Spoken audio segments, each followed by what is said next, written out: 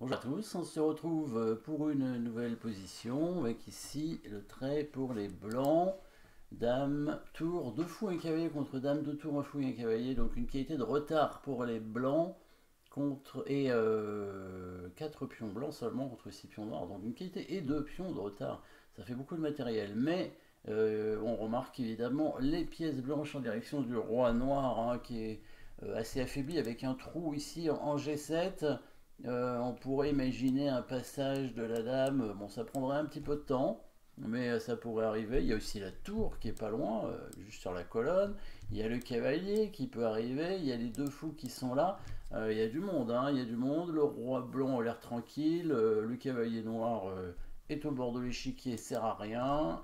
Voilà, bon, en tout cas, il va falloir trouver les coups forcés. Il n'y a pas d'échec hein, dans cette position. Menace de mat. Alors, il y a une menace de mat, bien sûr, avec dame H5, hein, c'est une menace de mat, quand même. Dame ici, pour menacer mat, mais il va prendre. Après, il y a un échec, mais bon, ça n'a pas l'air d'être incroyable pour l'instant. On remarquera d'ailleurs que le cavalier est cloué à la fin, puisqu'il y a la dame sur la diagonale du roi blanc, donc qui ne pourra pas aider. Si on fait une combinaison donnant la dame, ça paraît un peu présomptueux. Est-ce qu'il y a d'autres menaces de mat? Pas en un coup. C'est la seule en un coup, a priori. Bon, alors cherchons. Qu'est-ce qu'on peut faire? Alors, prise de la dame, évidemment, c'est un coup forcé, mais ça ne nous intéresse pas. Dame G5, comme on disait, pour venir en H6, c'est intéressant, mais il va peut-être jouer le coup dame en D2 hein, pour protéger la case hein, en H6, évidemment. C'est le coup certainement à jouer ici sur Dame G5, je pense. Est-ce qu'il ne faut pas d'abord... bon, peut-être, évidemment, vous réfléchissez hein, sur la position, bien entendu.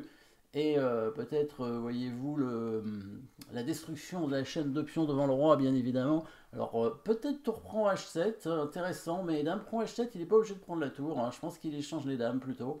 Et bah, la partie continue, même si on a tour G7 échec intermédiaire, on peut récupérer la dame. Mais c'est pas oublier qu'on a quand même pas mal de matériel en moins. Hein, donc si on échange les dames, après il faut être sûr d'avoir quelque chose derrière. Un autre sacrifice sur les pions intéressant, ce serait fou prend G6. Fou prend G6 parce que là, il y aurait des possibilités ensuite hein, pour ouvrir, si jamais il prend de H. Bon, s'il prend de F, on va évidemment avancer le pion d'une case vers le haut. Hein. Donc voyons par exemple s'il prend de F, on pousse ce pion, pas oublier ce pion aussi qui était très dangereux, hein, on n'en a pas parlé. Le roi prend, budget sinon c'est mat, mais là c'est mat aussi hein, au prochain coup avec la dame. Donc ici, alors il peut reprendre de l'autre pion, c'est ce qu'il a fait. Alors, autre possibilité c'est échanger les dames. Coup intermédiaire avec une attaque à la découverte potentielle, mais on peut récupérer la dame tranquillement. On a déjà récupéré 2 pions plus une attaque, le cavalier n'est plus cloué maintenant.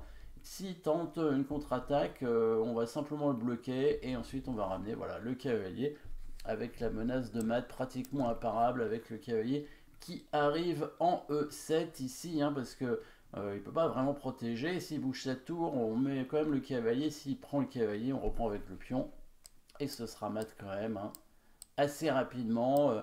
Si on veut faire que des échecs, on peut même faire tour H8 ici, mais bon, on reprend simplement. On menace plusieurs mates hein, avec la tour en H8, le pion qui avance en E8, dame ou tour même, et il y a même le coup fou H7 qui est une menace de mat, donc 3-4 menaces de mat différentes.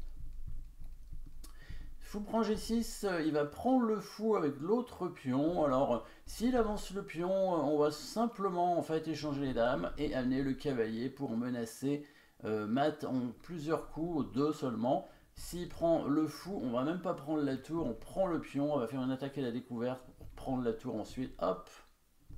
Et maintenant on la prend. Là on menace mat en 2 coups avec le coup F7 suivi de tour H8 mat.